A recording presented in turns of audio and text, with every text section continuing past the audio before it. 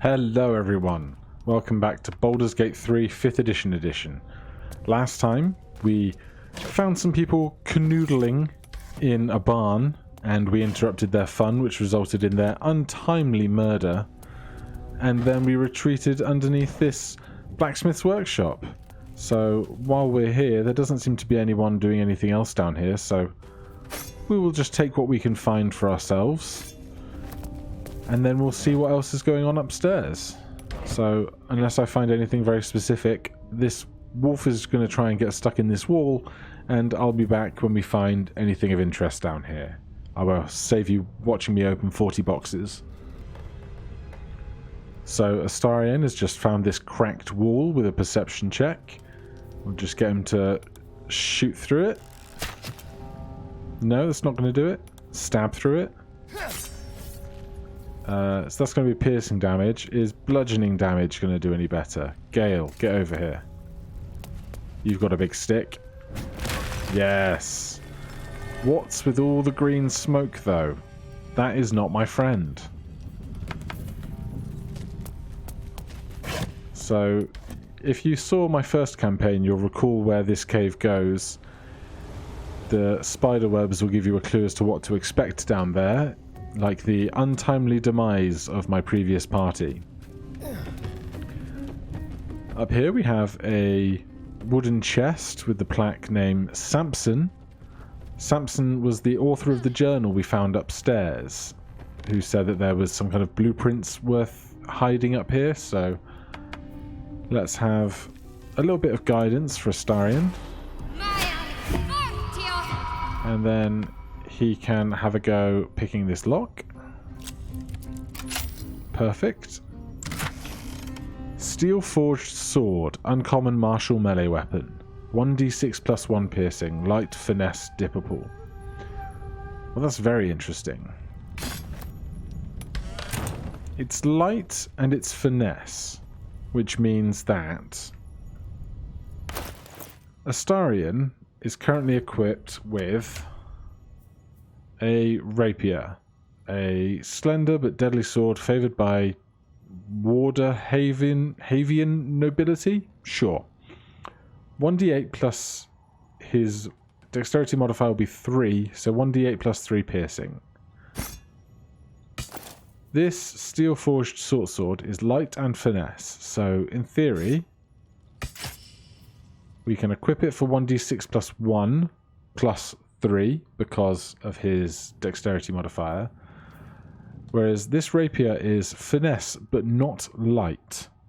Since this short sword is light, it means that it has the dual wielding property, so we can take a dagger, put it in his other hand, and we gain this option for an offhand attack melee for 1d4 plus 3 with our dagger. So we'll pop that down there next to cunning action dash. This means anytime that we don't spend our bonus action doing something like dashing, we are able to make a main attack with our right hand and an offhand attack with our left hand, which gives us 2 chances to attack an enemy, especially if they're doing something like concentrating on a spell. That's 2 attempts at making them no longer concentrate on that spell, as well as just the attack opportunity to damage them twice. So that is very welcome. As for this crate over here, oh, another rapier and another dagger. It's almost like they knew something we didn't.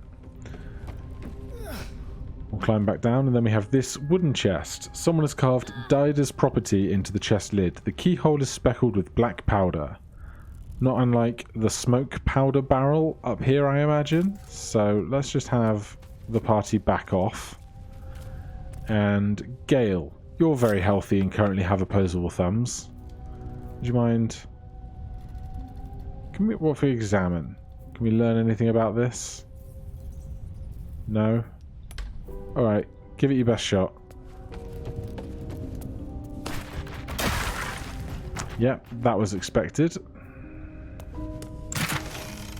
2 gold and Highcliff's blueprints. What do they have for us? Precise arcs and neatly drawn lines form the blueprints of 3 weapons, a greatsword, a sickle, and a dagger. Each length and angle is marked with exact measurements, and forging instructions are printed carefully along the bottom of the page, emphasizing an unusual ingredient, Susa bark. The Susa bark can only be applied to an ordinary, unmodified blade. Weapon blueprints. They call for Susa bark. There's only one place I'm finding a Susa tree. The Underdark. Well, we've not been there, so we evidently don't have that plant in our inventory, and I'm not sure how quickly we're going to want to be getting down there to look for it. Otherwise, last couple of crates and such. Nope, we already searched through these. Rest of the party, please come along. Anything in these? Thieves' tools are always welcome. Barrel, hammer, no thank you. Get rid of that. More thieves' tools. You think everyone around here is just be a thief? I'm not going to bother looking through all those. And so we jumped through the ceiling to get in here. So now we have a decision. Do we go out of the front doors that are locked, but there is a lever to the side? Or do we go through the scary cave full of spiders? I think you can probably tell the easy answer there. Any more stuff? Very quickly. 3 whole gold and a trap disarm tool. No, no. More thieves' tools.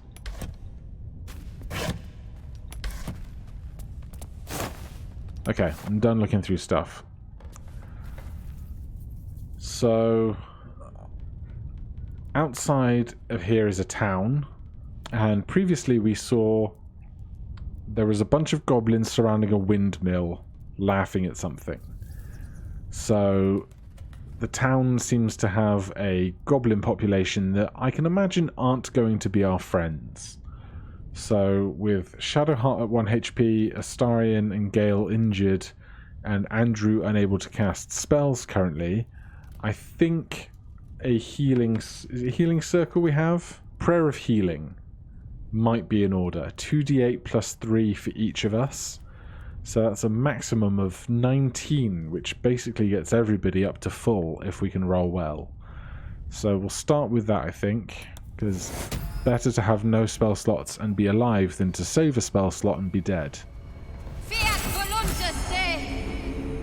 Yeah, that's gone pretty well. 2 18s in all, although for those that needed it the least. Any inventory management we want to do before stepping outside? We have an extra leather helmet. Shadowheart is wearing her circlet on her head, so we will have her equip that. No, that one please. And we'll hide it for us, thanks very much. We could give Astarion the +1 dagger, but that seems like he's just benefiting doubly then. For spell scrolls, I think everyone has what's applicable to them. Scroll of Animal Friendship, Grease, some cleric spells, wizard spells, that all looks fine and dandy. Otherwise, I can't see anything else that's going to be causing us any problems for not being in the correct pocket. Everyone has a potion of speed, which is great. Potion of cold resistance, probably not going to be too pertinent. A pouch that weighs 62. Oh, that is gold, and a spider egg sac. Good to remember that we have that in our inventory.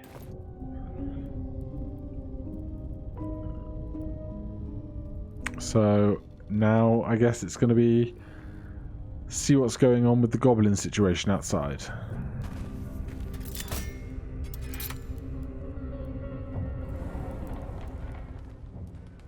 Get over there! Surround him like! Oh.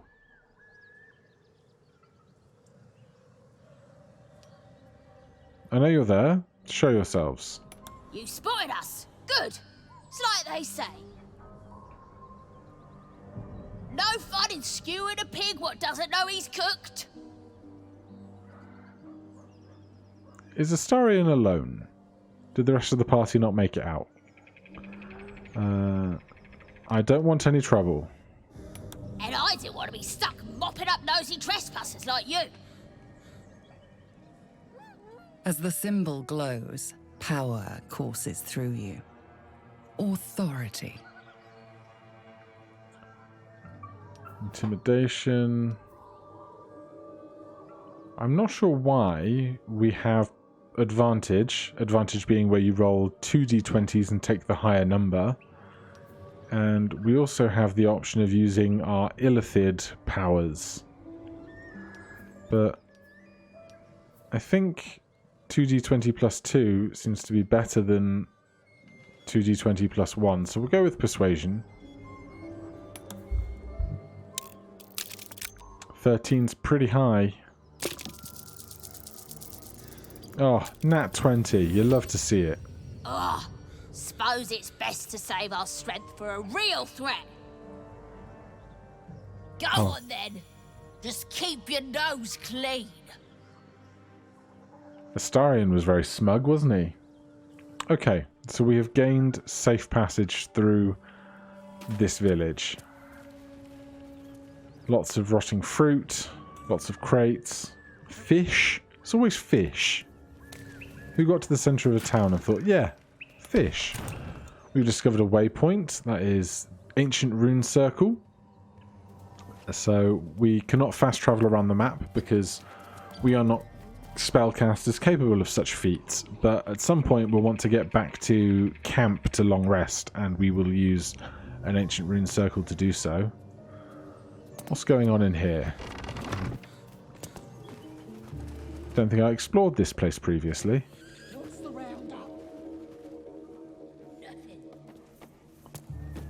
Lots of trinkets and books. A bear head on the wall.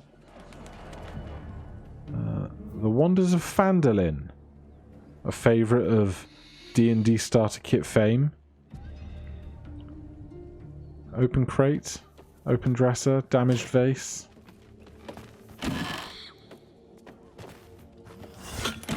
No.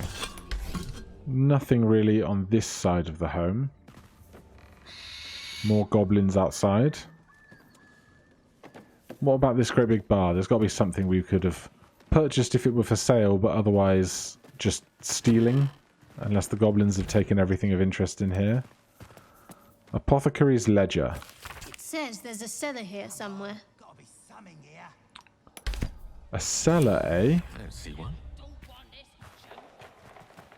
I mean, what's that right there? Wooden hatch. Any water. Always looking for water. Antitoxin. Yes, please. And the others getting drunk off their choppers in camp. Nothing there. Nothing there. What's this one? Empty potion bottle. Maybe we can brew something. Who knows? Bunch of plants. No. Garbage. Tiered shelves. How exciting. Potion of Vitality. Removes exhausted status and cures any poison or disease. I mean, who better than a cleric to be holding on to that? Gotta be something in this heap. Gotta be something. This is the hard part about wanting to look through. in this heap. Potion of Sleep. Become unconscious for 3 turns. Status ends on damage or help. I'm not sure how we're supposed to use that Potion of Healing. Antitoxin. How we're supposed to use a Potion of Healing. I'm going dumb. What was my brain about to say? Potion of Sleep. That's what we were discussing. If I drink it, I'm going to be the thing that's asleep. Can you administer potions to other creatures? Because that would be a poison, wouldn't it? I don't know. We will find out another day. Rustic chest. Empty, of course. But everyone loves basements and wooden hatches.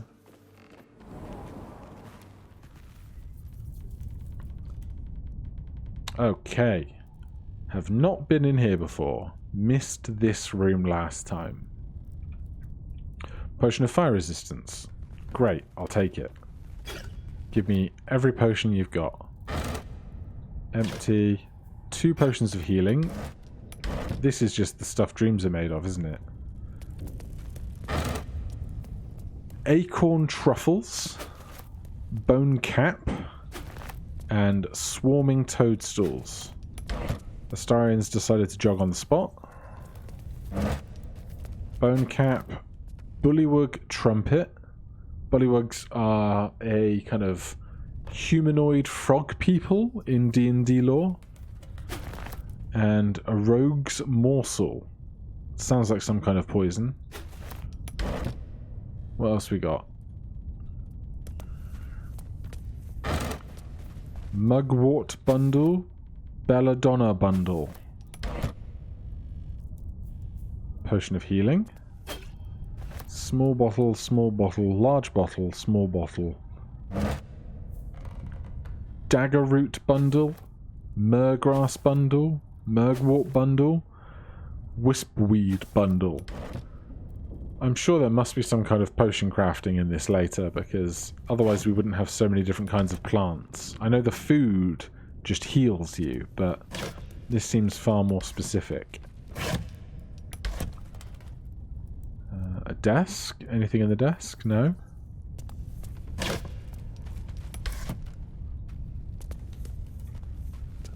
Even more potions of stuff.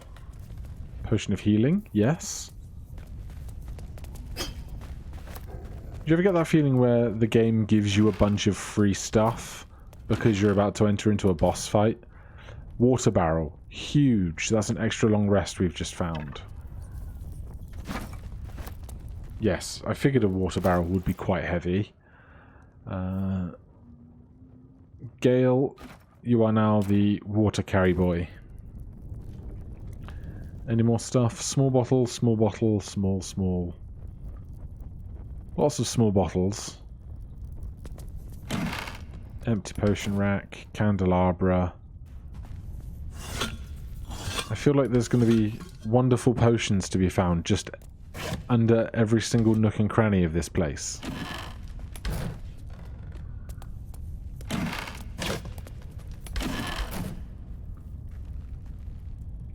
Maybe we found all the good stuff now. A head of garlic. Belladonna bundle. Weave moss bundle. Autumn crocus bundle.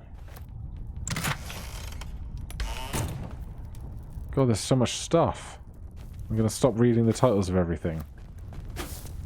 Wooden chest. Classic. Potion of poison resistance. Potion of vitality removes exhaustion. I've not even seen stuff that adds exhaustion as a condition yet. Potion of poison resistance. Who was doing what down here is what I want to know. Doctor's log. Patient Samson, the blacksmith whose weapons we were pilfering earlier. Malady, gout, comments, Samson's become accustomed to good life since he acquired that new apprentice. I gave him a tincture of autumn crocus and told him to avoid red meat and ale. Patient Branley, a cooper, large wood splinter in hand, removed, cleaned, bandaged. Timic, a child, swallowed a bottle cork. No hardness or blockage in stomach, the cork should pass, gave the lad stern warning. Dida, the apprentice whose chest blew us up. Another burn. Usual treatment. Make sure not to get infected. Okay, so the people from across the street have been here recently getting their ailments fixed. More water. It's a dream. Shadowheart still has too much to carry. If you hadn't remembered, or if you didn't know, the reason I'm getting so excited about water is rule number 2. Water and food are required to successfully long rest in 5th edition, and so for us to take a long rest in our campaign, we need sufficient water to be able to do so. Any more? No. No. No. Portrait of a noble.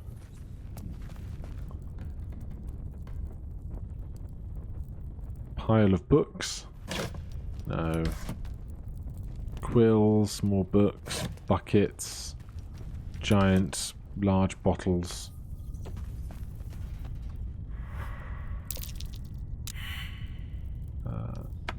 You're an intelligent one.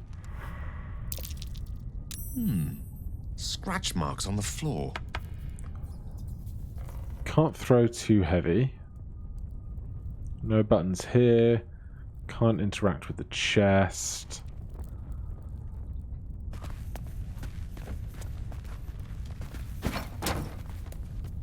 Shock.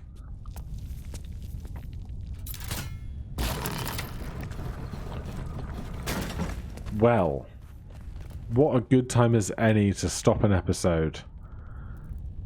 We managed to avoid ambush by Goblin, which I'm very thankful for, but now who knows what is down this corridor? I don't, but I'm sure it's not going to be something dangerous or something that would put our party in peril, because why would a video game do that? Find out next time. If you'll please join me again for Baldur's Gate 3 5th edition. Thank you ever so much for watching. I'll see you in the next one. Cheers.